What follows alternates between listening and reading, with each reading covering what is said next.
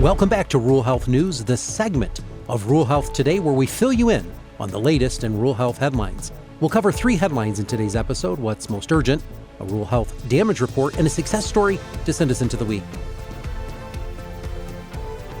First, what's most urgent? We are in the middle of open enrollment. Now, that's the window of time when families and individuals can enroll in healthcare plans and make changes to their coverage options. During open enrollment, it's often difficult to properly communicate instructions and spread awareness about the options that are available, especially in rural areas where internet access is limited and resources are fewer. This year, there are new obstacles to open enrollment. With the continued federal government shutdown, the question about ACA premium tax credits still hangs in the balance, preventing many beneficiaries from knowing what coverage they will need or what they can afford.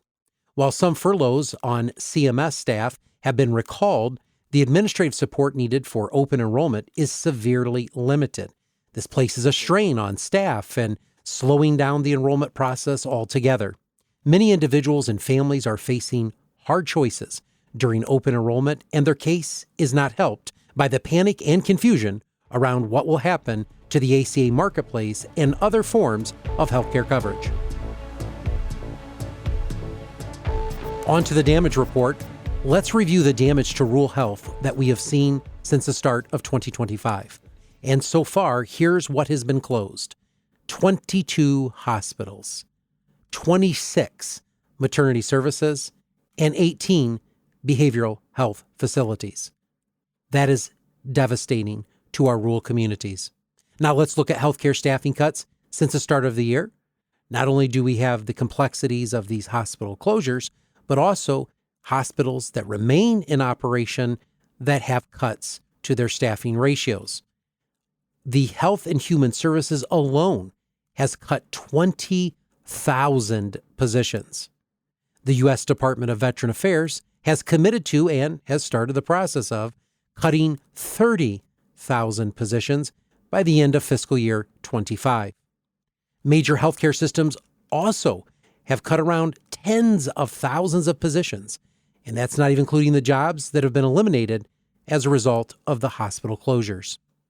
As we consider the damages that healthcare has suffered this year, we're reminded of the vital importance of keeping local services and jobs accessible to our rural communities. We've taken several major hits, but rural health is not done fighting. We're going to fight on behalf of our patients, our employees, and ultimately our community families.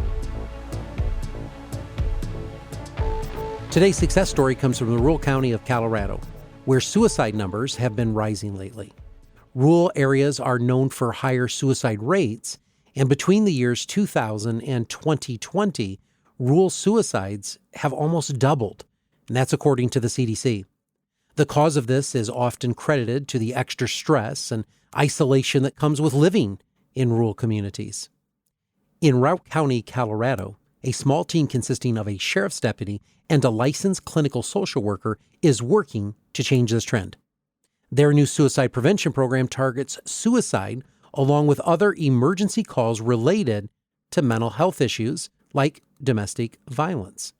The program is supplemented by new school programs and support groups for families mourning the loss of a loved one to suicide and community training for suicide intervention.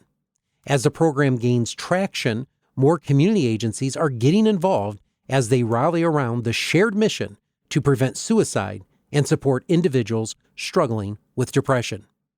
As a provider of behavioral health services, our Hillsdale Hospital family is very familiar with the pain of mental health and the issues related to living in rural areas, including suicide. There are so many positive benefits of rural residency, but as providers of rural health care, we must be diligent to address these issues and support our communities.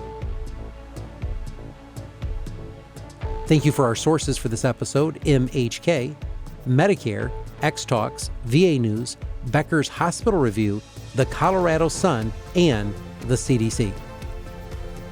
Thank you for listening to another episode of Rural Health Today, the podcast where we connect you to what really matters in rural health. Rural Health Today is a production of Hillsdale Hospital in Hillsdale, Michigan, and a member of the Health Podcast Network. Our host is JJ Hodshire, our producer is Kirsten Newlon, and our audio engineer is Kenji Ulmer. Special thanks to the Hillsdale Hospital marketing team. If you want to submit a question for us to answer on the podcast or learn more about Rural Health Today, visit ruralhealthtoday.com.